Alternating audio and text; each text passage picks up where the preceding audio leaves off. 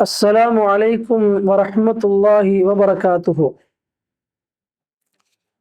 الحمد لله وكفى والصلاة والسلام على رسوله المجتبى. أما بعد، قال الله سبحانه وتعالى في القرآن العظيم والفرقان المجيد: أعوذ بالله من الشيطان الرجيم. بسم الله الرحمن الرحيم. وَإِذَا سَأَلَكَ عِبَادِي عَنِّي فَإِنِّي قَرِيبٌ أُجِيبُ دَعْوَةَ الدَّاعِ إِذَا دَعَانِ فَلْيَسْتَجِيبُوا لِي وَلْيُؤْمِنُوا بِي لَعَلَّهُمْ يَرْشُدُونَ. صدق الله العظيم. قال النبي صلى الله عليه وسلم: ثلاثة لا ترد دعوتهم: الإمام العادل والصائم حين يفطر ودعوة المظلوم.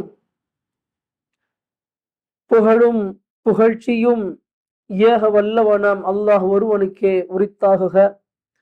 சலாத்தும் சலாமும் நமது உயிரினும் மேலான கண்மணி நாயகம் ஸல்லல்லாஹு அலைஹி வஸல்லம் அவர்கள் மீதும் அன்னாரின் உம்மத்தினர் அனைவர்கள் மீதும், குறிப்பாக இந்த காணொளியில் இணைந்திருக்கின்ற நம் அனைவர்கள் மீதும் அல்லாஹுடைய அருளும் அன்பும் என்றென்றும் குறைவின்றி நிறைவாக உண்டாவதாக. ஆமீன். கண்ணியத்திற்கும் பெருமதிப்பிற்கும் உரிய அல்லாஹ்வின் நல்லடியார்களே, புனிதமான இந்த ரமதானில் நாம் சந்திக்கின்ற ஒவ்வொரு நாட்களும் பாக்கியமானவை, ஒவ்வொரு நேரங்களும் விலை மதிப்பற்றது, ஒவ்வொரு தருணங்களும் மகத்துவம் வாய்ந்தவை. வானவர்களில் ஹஸரத் ஜிப்ரீல் அலைஹிஸ்ஸலாத்து வஸ்ஸலாம் அவர்களைப் போல, இறை தூதர்களில் மாநபி ஸல்லல்லாஹு அலைஹி வஸல்லம் அவர்களைப் போல, நபி தோழர்களில் ஹஸரத் அபூபக்கர் சித்திக் ரலியல்லாஹு அன்ஹு அவர்களைப் போல, இறை வேதங்களில் அருள்மறை அல் குர்ஆனை போல, நாட்களில் ஜும்ஆவை போல, இரவுகளில் லைலத்துல் கத்ரை போல, மாதங்களில் இந்த ரமலான் மாதம் மிக சிறப்பானது, மேன்மையானது. இந்த மாதத்தில் தவறிப்போகிற ஒவ்வொரு நாளுக்கு பகரமாக வருடம் முழுக்க அமல் செய்தாலும், நல்ல காரியங்களை புரிந்தாலும் அந்த ஒரு நாளை ஈடுகட்டிவிட முடியாது. ஒரு ரமலான் கிடைத்து அதில் அமல்கள் செய்தவருக்கும் அந்த ரமலான் கிடைக்காமல் போனவருக்கும் இடையே அந்தஸ்துகளில், படித்தரங்களில் மிகப்பெரிய ஏற்றத்தாழ்வுகள் இருப்பதாக ஹதீஸில் பார்க்க முடிகிறது. புனிதமான ரமலான் மாதம் கிடைப்பதே மிகப்பெரிய பாக்கியம். அப்படி இருக்க அதில் அமல் செய்வது அதைவிட பெரும் பாக்கியம். எனவே கிடைப்பதற்கரிய பொக்கிஷமான இந்த நாட்களையும் இந்த பொழுதுகளையும் வீணாக கழித்து விடாமல், தேவையில்லாத காரியங்களில் செலவழித்து விடாமல், மிக மிக கவனத்தோடு இதை கையாள வேண்டும். குறிப்பாக இந்த மாதத்தில் துஆக்களில் அதிகம் கவனம் செலுத்த வேண்டும். இந்த மாதத்திற்கும் குர்ஆனுக்கும் தொடர்பு இருப்பதை போன்றே இந்த மாதத்திற்கும் துஆவிற்கும் நெருங்கிய தொடர்பு இருக்கிறது. ஸலாஸத்துன் லா துரத்து தஅவத்துஹும்: அல் இமாமுல் ஆதில் வஸ்ஸாயிமு ஹீன யுஃப்திர் வதஅவத்துல் மஸ்லூம். நீதமாக நடந்து கொள்ளும் தலைவரின் பிரார்த்தனை, நோன்பு திறக்கும் நேரத்தில் நோன்பாளி செய்கின்ற பிரார்த்தனை, அநீதம் இழைக்கப்பட்டவனின் பிரார்த்தனை, இம்மூன்றும் ஒருபோதும் மறுக்கப்படாது என்று மாநபி ஸல்லல்லாஹு அலைஹி வஸல்லம் அவர்கள் கூறினார்கள். கேட்கப்படும் பிரார்த்தனைகள் தங்கு தடையின்றி அல்லாஹ்வின் அர்ஷின் கதவை தட்டும் மிக உயர்ந்த உன்னதமான மாதம்தான் இந்த ரமலான் மாதம். அதனை உணர்த்தும் விதமாகத்தான் அல்லாஹு தஆலா ரமலான் மாதத்தின் நோன்பை குறித்தும், நோன்பின் சட்டங்கள் குறித்தும், நோன்பு கடமையான விதங்கள் குறித்தும், அந்த ரமலான் மாதத்தில் குர்ஆன் இறக்கப்பட்டது குறித்தும், நோன்பின் கால அளவு குறித்தும் விரிவாக பேசக்கூடிய சூரத்துல் பக்ராவின் 183வது வசனம் முதல் 187வது வசனங்கள் வரை பலவிதமான நோன்பு பற்றிய விஷயங்களை பதிவு செய்கிறார். وَإِذَا سَأَلَكَ عِبَادِي عَنِّي فَإِنِّي قَرِيبٌ أُجِيبُ دَعْوَةَ الدَّاعِ إِذَا دَعَانِ فَلْيَسْتَجِيبُوا لِي وَلْيُؤْمِنُوا بِي لَعَلَّهُمْ يَرْشُدُونَ. நபியே, எனது அடியார்கள் என்னை பற்றி தாங்களிடம் கேட்பார்கள். அப்படி கேட்டால் நிச்சயமாக நான் சமீபத்தில் இருக்கிறேன். பிரார்த்தனை செய்பவர் என்னை அழைத்தால் அவரின் பிரார்த்தனைக்கு பதில் தருகிறேன்.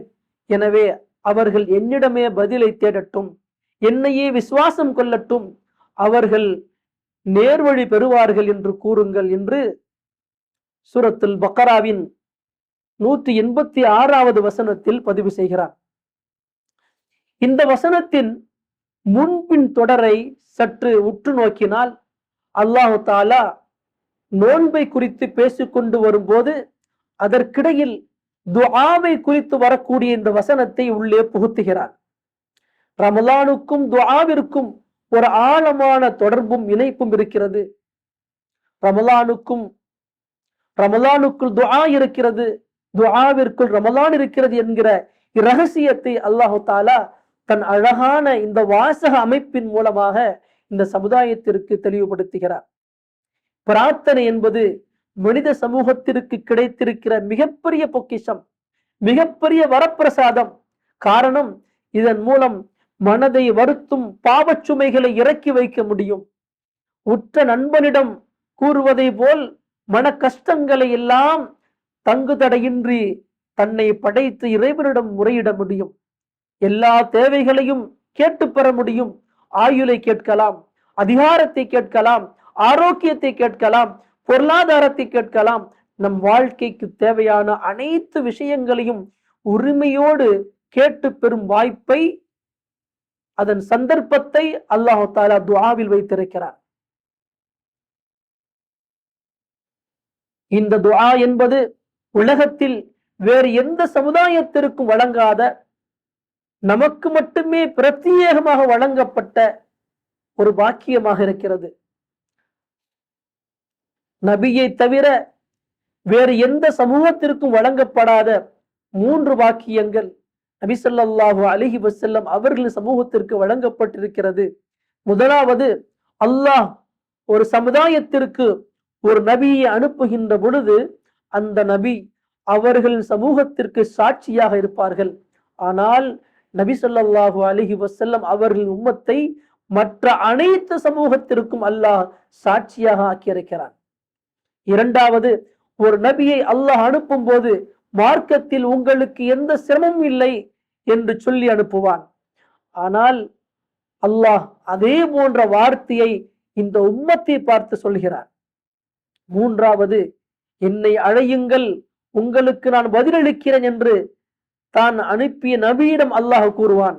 ஆனால் அல்லாஹ் அதே போன்ற ஒரு வார்த்தையை இந்த உம்மத்தை பார்த்து சொல்கிறான் என்று இமாம் குர்துபி ரஹிமஹுல்லாஹ் அவர்கள் தனது கிரந்தத்தில் பதிவு செய்கிறார்கள்.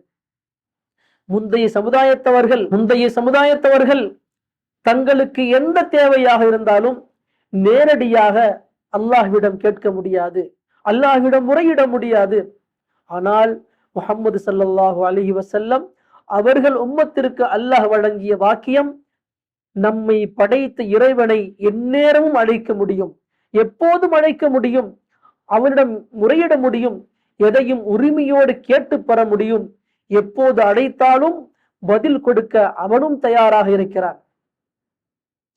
மேற்கூறப்பட்ட வசனத்தின்படி அல்லாஹ் நமக்கு மிகவும் சமீபத்தில் இருக்கிறான், நமக்கு மிக மிக அருகாமல் இருக்கிறான். ஆனால் நாம் தான் இந்த துஆவை விட்டும் வெகு தூரத்தில் இருக்கிறோம். கண்ணியமிக்க அல்லாஹ்வின் நல்லடியார்களே, இஸ்லாமிய வரலாறுகளை புரட்டி பார்த்தால் அல்லாஹ்வை ஈமான் கொண்ட சமுதாயம் இந்த துஆவின் வழியே எண்ணற்ற நன்மைகளை பெற்றிருக்கிறது. அவர்கள் தங்கள் வாழ்வின் லட்சியங்களை அடைந்தது இந்த துஆவை கொண்டுதான். தங்கள் வாழ்க்கையில் மறுமலர்ச்சியை பெற்றதும் இந்த துஆவை கொண்டுதான். இழந்த பாக்கியங்களை மீட்டெடுத்ததும் இந்த துஆவை கொண்டுதான். போர்க்களங்களில் வெற்றிக்கனியை சுவைத்ததும் இந்த துஆவை கொண்டுதான். கண்ணியமிக்க அல்லாஹ்வின் நல்லடியார்களே, இஸ்லாத்தின் முதல் போர்க்களம் பத்ரு போர்க்களம். அந்த நேரத்தில் சஹாபாக்களுக்கு போர்க்களத்தில் எதிரிகளை நேருக்கு நேர் சந்தித்த எந்த அனுபவமும் கிடையாது. போர்க்களம் குறித்த முறையான பயிற்சி கிடையாது. எதிரிகளை வீழ்த்துகின்ற யுக்திகள் தெரியாது. அவர்களை எதிர்த்து போராட சரியான ஆயுதங்களும் கிடையாது. இப்படி போருக்கான எந்த முன்னேற்பாடும் இல்லை. இருந்தாலும் வெற்றி பெற்றார்கள். அதற்கு காரணம் அண்ணல் நபி பெருமானார் ஸல்லல்லாஹு அலைஹி வஸல்லம் அவர்களின் உருக்கமான துஆ தான். இறைவா, நீ வாக்களித்ததை எனக்கு கொடு. இந்த இஸ்லாமியர்களின் சிறிய படையை நீ அழித்து விட்டால் இந்த பூமியில் உன்னை வணங்குவதற்கு வேறு யாரும் இருக்க மாட்டார்கள் என்று இரவு முழுக்க பெருமானார் ஸல்லல்லாஹு அலைஹி வஸல்லம் அவர்கள் சஜிதாவில் இருந்து அல்லாஹ்விடத்திலே துஆ செய்தார்கள். சின்னஞ்சிறிய ஒரு படை தன்னை விட 3 மடங்கு அதிகமாக இருந்த ஒரு பெரும் படையை வீழ்த்தி வரலாற்று சிறப்பு மிக்க பத்ரு போர்க்களத்தில் வெற்றியை முஸ்லிம்களுக்கு பெற்று தந்தது நபியின் இந்த துஆதான் என்பதை நாம் நினைவில் கொள்ள வேண்டும். சஹாபாக்களில் ஹஜ்ரத் அபூ ஹுரைரா ரலியல்லாஹு அன்ஹு அவர்களை பற்றி நம் எல்லோருக்கும் தெரியும். மற்ற சஹாபாக்களே மெச்சுகின்ற அளவுக்கு, ஆச்சரியப்படுகின்ற அளவிற்கு நபிகள் நாயகம் ஸல்லல்லாஹு அலைஹி வஸல்லம் அவர்களின் அதிகமான ஹதீசுகளை அறிவித்த பெருமை அவர்களையே சாரும். நபி தோழர்களில் அபூபக்கர் ரலியல்லாஹு அன்ஹு, ஹஜ்ரத் உமர் ரலியல்லாஹு அன்ஹு, ஹஜ்ரத் உஸ்மான் ரலியல்லாஹு அன்ஹு, ஹஜ்ரத் அலி ரலியல்லாஹு அன்ஹு போன்ற நபியின் உற்ற நெருக்கத்தை பெற்ற முன்னோடி சஹாபாக்கள் அறிவிக்காத எத்தனையோ ஹதீசுகளை சமூகத்திற்கு தந்தவர்கள்தான் ஹஜ்ரத் அபூ ஹுரைரா ரலியல்லாஹு அன்ஹு அவர்கள். இத்தனை பெரிய ஆற்றலும் மரண சக்தியும் அவர்களுக்கு கிடைக்க காரணமாக இருந்ததும் இந்த துஆ தான். முஹம்மது பின் கைஸ் என்பவர் கூறுகிறார், ஒருவர் ஸைத் பின் சாபித் ரலியல்லாஹு அன்ஹு அவரிடம் வந்து ஒரு விஷயம் குறித்து வினவினார். அதற்கு ஸைத் ரலியல்லாஹு அன்ஹு அவர்கள் அவரிடம் பின்வருமாறு கூறினார்கள், நீங்கள் அபூ ஹுரைரா ரலியல்லாஹு அன்ஹு அவர்களிடம் செல்லுங்கள்.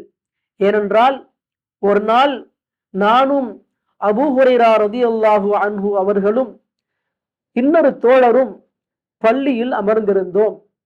எங்கள் இறைவனான அல்லாஹ்விடம் பிரார்த்தனை செய்து கொண்டு அல்லாஹ்வை நினைத்துக் கொண்டிருந்தோம்.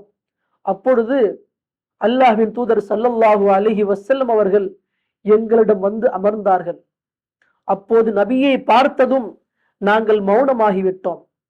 உடனே நபி அவர்கள், நீங்கள் முன்பு செய்து கொண்டிருந்த காரியத்தை மீண்டும் தொடருங்கள் என்று கூறினார்கள்.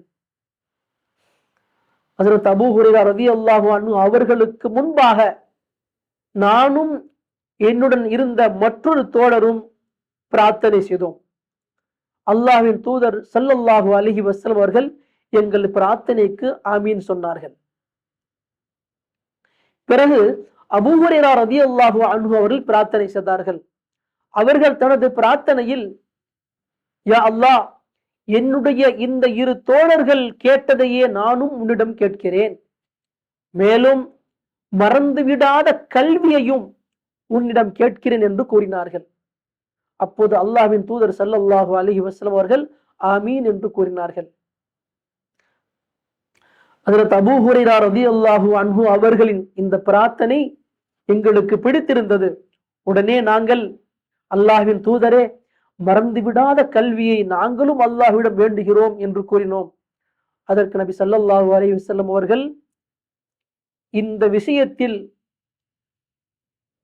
தௌசி குலத்தை சார்ந்த வாலிபர், அதாவது அபூ ஹுரைரா அவர்கள் உங்களை முந்திவிட்டார் என்று பதில் கூறினார்கள். கண்ணியமிக்க அல்லாஹ்வின் அடியார்களே, நபியின் துஆவும் சரி, அவர்களின் ஆமீனும் சரி, அதற்கு இருக்கின்ற ஆற்றல் அலாதியானது. அதுவும் ஒருவரின் துஆவிற்கு நபியே ஆமீன் சொல்கிறார்கள் என்றால் அந்த பாக்கியத்தை சொல்ல வேண்டிய அவசியம் இல்லை. அந்த சந்தர்ப்பம் கிடைக்கப்பெற்ற அவர்கள், குறிப்பாக அபூ ஹுரைரா ரலியல்லாஹு அன்ஹு அவர்கள் அந்த வாய்ப்பை சரியாக பயன்படுத்திக் கொண்டார்கள். அதனால்தான் யாருக்கும் கிடைக்காத பாக்கியம், அபரிவிதமான மரண சக்தி அவர்களுக்கு கிடைத்தது. ஆக துஆவின் மூலமாக ஒரு மனிதன் உயர்ந்த அந்தஸ்தை அடைய முடியும் என்பதற்கு இது போன்ற நிகழ்வுகள் எடுத்துக்காட்டாக இருக்கிறது. கண்ணியமிக்க அல்லாஹ்வின் நல்லடியார்களே, புனிதமான இந்த ரமலானை பெற்ற நாம் இதை பெரும் பாக்கியமாக கருதி, குறிப்பாக இந்த மாதத்தில் அதிகம் அல்லாஹ்விடத்தில் துஆ செய்ய வேண்டும், தன்னுடைய தேவைகளை கேட்க வேண்டும். எவ்வளவு முடியுமோ அதிகம் அல்லாஹ்விடத்தில் மன்றாட வேண்டும். அப்படி அல்லாஹ்விடத்தில் துஆ கேட்கின்ற பொழுது நிச்சயமாக அல்லாஹ் நம்முடைய துஆவையும் ஏற்று அல்லாஹ்வுடைய அருளையும் அன்பையும் பெற்ற சஹாபாக்களுக்கும் அவருடைய நேசர்களுக்கும் எப்படிப்பட்ட பாக்கியத்தை வழங்கினானோ அப்படிப்பட்ட பாக்கியத்தை அல்லாஹ் நமக்கு வழங்குவான். மேலும் அல்லாஹு தாலா புனிதமான இந்த ரமலானில் நம்முடைய துஆக்களையும் அல்லாஹ்வின் இறைநேசத்தை பெற்ற நல்லடியார்கள் துஆவை போன்று ஆக்குவானாக என்ற துஆவோடு எனது வார்த்தைகளை நிறைவு செய்கிறேன். ஆமீன். வாஹிரு தாவானா அல்ஹம்துலில்லாஹி ரப்பில் ஆலமீன். அஸ்ஸலாமு அலைக்கும் வரஹ்மத்துல்லாஹி வபரகாத்துஹு.